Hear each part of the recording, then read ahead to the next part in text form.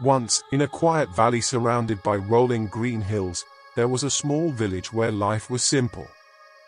Farmers worked in the fields, women carried baskets of grain and fruit, and children ran barefoot through the meadows. At the edge of the village lay wide grasslands where sheep grazed peacefully, for these sheep were the wealth of the people. Their wool clothed them, their milk fed the children, and their safety meant the village's security. To guard these precious flocks, the villagers trusted a young shepherd boy named Leo. He was about 12 years old, lively and curious, with a mischievous sparkle in his eyes. He was not lazy, but like many children, he grew restless when asked to sit still for too long, and tending sheep day after day, watching them nibble grass under the wide sky, felt painfully boring to him. The villagers often warned him, "Leo, your duty is important. Wolves live in these hills. If you are careless, they may attack." And though Leo always nodded, deep inside he thought, wolves never come during the day. These warnings are only stories to make me serious. Life as a shepherd is dull. I must find some fun. One warm afternoon, sitting on a rock and tapping his stick against the ground while his sheep grazed quietly, Leo grew restless again. A mischievous idea struck him, and he suddenly leapt to his feet, cupped his hands around his mouth, and shouted with all his might, "Wolf! Wolf! A wolf is attacking the sheep!"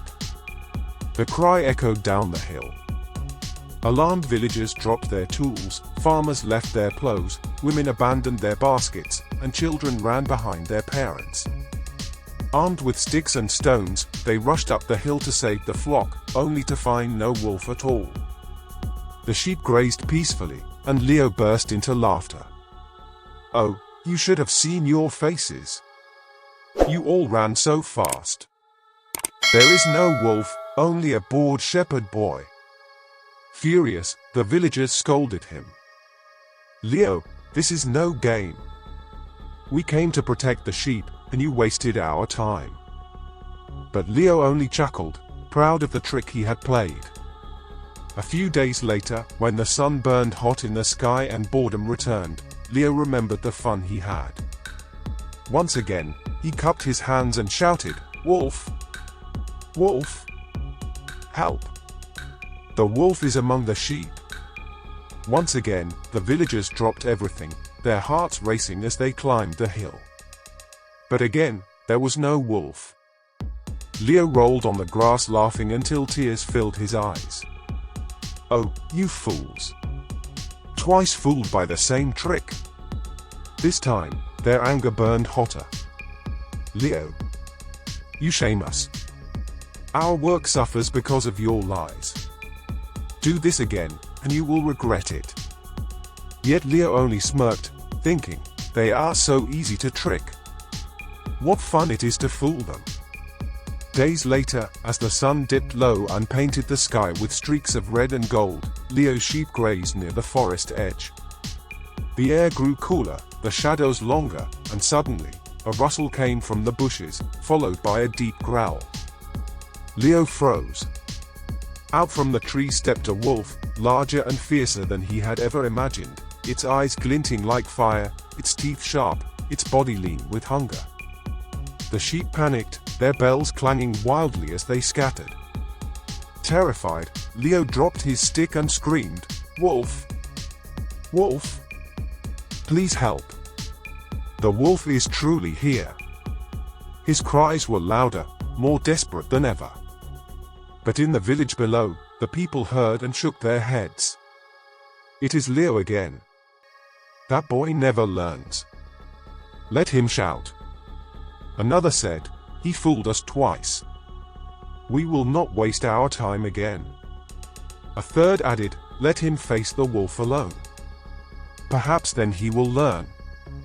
And so, no one came. Leo screamed until his voice cracked, waving his arms, tears streaming down his face, but no villager appeared. The wolf lunged at the flock, and though many sheep escaped, several were too slow. The beast's teeth sank into them, their cries filling the night. Desperate, Leo tried to fight it with his stick, but the wolf snarled and snapped it in two. The boy stumbled and fell, helpless, as the beast dragged one sheep into the woods. At last, when the wolf was gone, silence filled the hill. Wool lay scattered, blood stained the grass, and many sheep were missing. Leo sat among the survivors, sobbing bitterly. The next morning, the villagers climbed the hill and gasped at the sight of the wounded flock. Leo ran to them crying, "Please believe me. The wolf truly came." I shouted for help, but no one came. "Why did you not come?" An old villager shook his head, his voice heavy with sadness. "Leo, we did not come because you lied to us before." A liar's voice loses its power, even when he speaks the truth. Ashamed, Leo lowered his head. He finally understood the cost of his tricks. Not only had he lost the trust of his people, but also the safety of the flock he was meant to protect. And so, the story teaches its timeless lesson: nobody believes a liar, even when he tells the truth. Honesty builds trust, lies destroy it faster than wolves destroy sheep, and once trust is broken, it is hard to regain.